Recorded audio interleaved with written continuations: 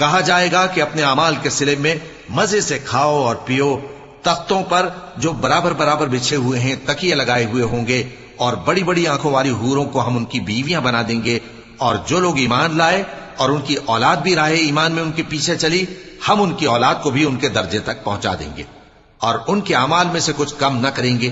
ہر شخص اپنے اعمال میں پھنسا ہوا ہے، اور جس طرح کے میوے اور گوشت کو ان کا جی چاہے گا ہم ان کو عطا کریں گے۔ وہاں وہ جام شراب کی چھینا جھپٹی کریں گے، جس کے پینے سے نہ کوئی لغو بات ہوگی اور نہ کوئی گناہ کا کام،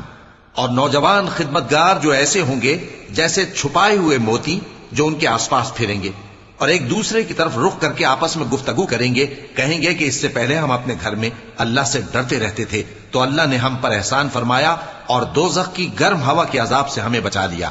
اس سے پہلے ہم اسے پکارا کرتے تھے، بے شک وہ احسان کرنے والا ہے، مہربان ہے۔ تو اے